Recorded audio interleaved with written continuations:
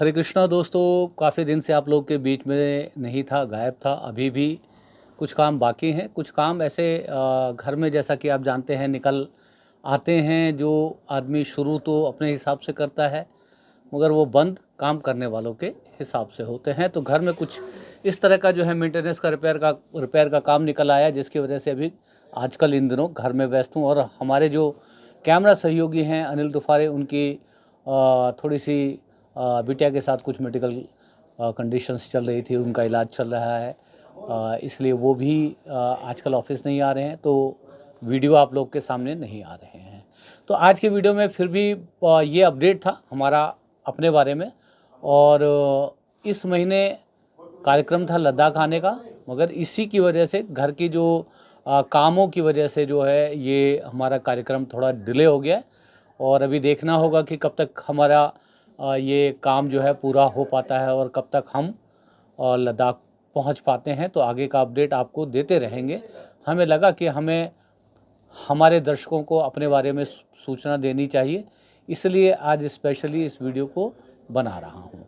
साथ में इस वीडियो में बात करते हुए आज से आपको वो आवाज़ नहीं सुनाई देगी मोबाइल पे कॉलर ट्यून के तौर पे, जो आप सुनते थे कि जब भी आप किसी को मोबाइल फ़ोन लगाते थे तो इस सदी के महानायक अमिताभ बच्चन की एक आवाज़ आती थी।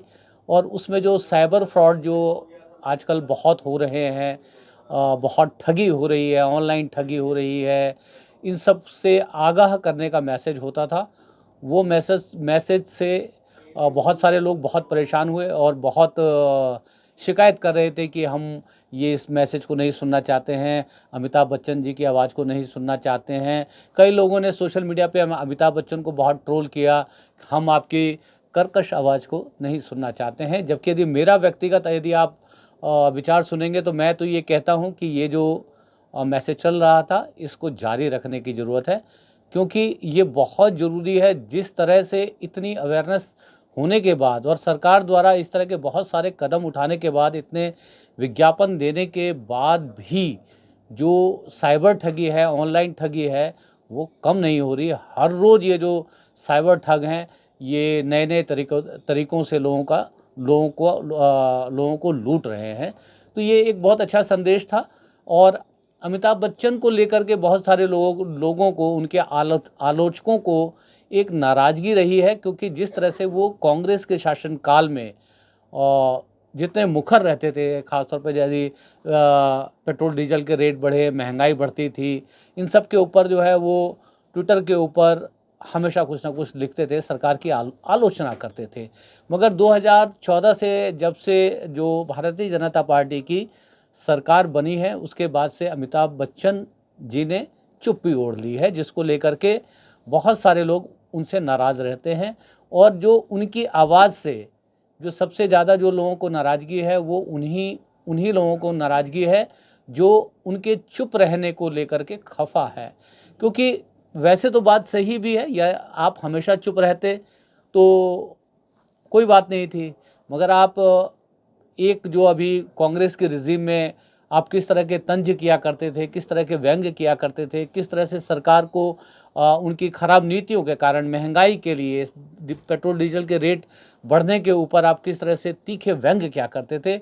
और जब से ये सरकार बदली, उसके बाद से आपने इस तरह की सारी बातों से किनारा कर दिया।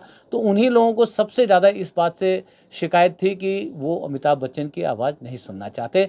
बाकी ऐसा कौन होगा जो अमिताभ बच्चन की आवाज़ को नहीं सुनना चाहेगा। अमिताभ बच्चन की आवाज़ कोई कर्कश आवाज़ नहीं है।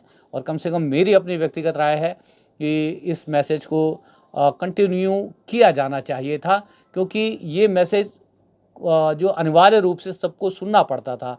इससे जो साइबर जो अपराध हो रहे हैं, साइबर जो ठगी हो रही है, उसके बारे में एक बहुत बड़े पैमाने पर लोगों में चेतना आ रही थी, लोगों में सूचना जा रही थी। और बहुत सारे लोग, मैं तो इस बात की गारंटी दे सकता हूँ, दावा कर सकता हूँ कि बहुत सारे लोग इस तरह के जो विज्ञापन है, सरकार के द्वारा ये जो मुहिम चलाई गई है, इसके ज़रिए जो है सावधान हुए होंगे और कहीं न कहीं ठगी से बचे भी होंगे। मैं तो व्यक्तिगत रूप से बचा भी हूँ। और अगले 2-3 दिन में मैं एक और इसी तरह की जो मतलब जो ठगी है और जिसके ऊपर बहुत सारे लोग बात करने से कतराते हैं, उसके ऊपर बात करूँगा। बड़ा ही बोल्ड जो विषय है और हमने उसके ऊपर कुछ टेलीफ़ोन कॉल्स रिकॉर्ड करी हैं और मतलब ऐसी बातचीत है जिसके ऊपर जनरली लोग बात करने से कतराते हैं, मगर हम बात करेंगे। तो आज से आप जब भी किसी को मोबाइल मिलाइएगा तो आपको वो अमिताभ बच्चन की आवाज़ नहीं सुनाई देगी। एक तो ये बात होगी। साथ में एक सूचना अभी और देना चाहता हूँ कि दोस्तों अभी एक भ्रामक खबर सरकार ऐसा बोल रही है कि ये भ्रामक खबर है। नितिन गडकरी ने भी इसका खंडन कर दिया है। जैसा कि आपको पता होगा कि एक 3,000 का पास जो इंट्रोड्यूस किया है नितिन गडकरी जी ने नेशनल हाईवे पे जो टोल लगते हैं 3,000 रुपये का पास और 200 ट्रिप। और ट्रिप का मतलब ये होता है कि पर एंट्री, यदि एक बार आए गए किसी भी एक टोल को आपने क्रॉस किया तो एक ट्रिप हो गई। तो 200 ट्रिप या एक साल, कॉस्ट 3,000 रुपये। तो धीरे धीरे सबको समझ में आ गया कि ये जो 3,000 वाली स्कीम है ये कहीं से भी जो है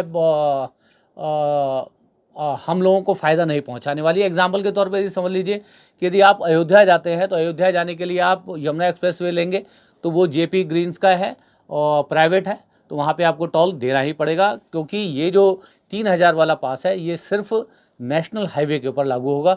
फिर उसके बाद आप जब यमुना एक्सप्रेस को क्रॉस करेंगे तो आगरा लखनऊ एक्सप्रेस वे पे जाएंगे जो राज्य सरकार का है, जिसका टोल है साढ़े 600 रुपये।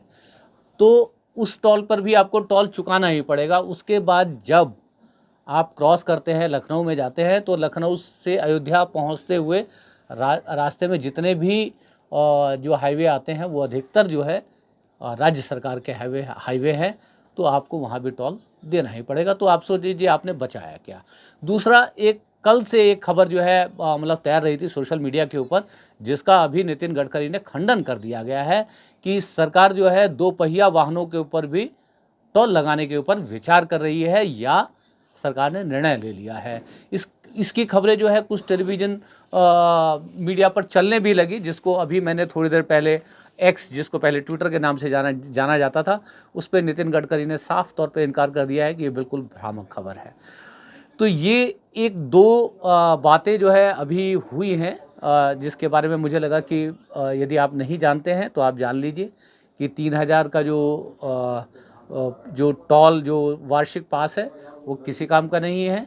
और दूसरा, आप बाल बच गए हैं 2 पहिया वाहन चलाने वाले लोग, क्योंकि सरकार की आलोचना करने वाले लोग जो है कह रहे थे कि सरकार ऐसे ही टेस्ट करती है बातों को, न्यूज़ को फ्लोट करके और उसका रिएक्शन देखती है। तो कहा जाता है कि सरकार ने जब इसके ऊपर बहुत तीखा विरोध और तीखा रिएक्शन देखा तो इसको फेक न्यूज़ कह के दरकिनार कर दिया कि नहीं, ऐसी कोई बात नहीं है। मगर यदि धुआं उठा है तो आग भी कहीं लगी होगी। तो जितने भी हमारे दो पहिया चलाने वाले लोग हैं, मैं उनको फ़िलहाल तो बधाई देता हूं कि अभी जो है वो ये इस टोल की मार से बच गए हैं। आगे देखने वाली बात होगी। तो दोस्तों, ये थी आज की जो है छोटी सी बातचीत। अभी जो 2-3 जो है बातें हुई हैं उसके ऊपर, और साथ में ये भी है कि अभी आपने देखा कि कुछ उपचुनाव हुए, उपचुनाव में आपने देखा किस तरह से जो 17,000 के लगभग 17,000 के मार्जिन से आम आदमी पार्टी के गोपाल इटालिया वहाँ पे जीते। वो तो एक महत्वपूर्ण जीत आम आदमी पार्टी के लिए थी ही। साथ में आम आदमी पार्टी ने यहाँ पे एक राज्यसभा के जो एमपी हुआ करते थे, अभी तो उन्होंने रिजाइन नहीं किया है, तो अभी भी हैं ही, संजीव अरोड़ा, जिनको उन्होंने लुधियाना से उतारा था और कहा जाता था कि यदि वो लुधियाना की सीट जीत जाएंगे तो राज्यसभा से इस्तीफ़ा देंगे तो अरविंद केजरीवाल जाएंगे राज्यसभा में। तो हमने इसके ऊपर पहले ही वीडियो किया था। तो आपको क्या लगता है कि अरविंद केजरीवाल जा रहे हैं राज्यसभा, या अरविंद केजरीवाल साहब को राज्यसभा जाना चाहिए या नहीं जाना चाहिए?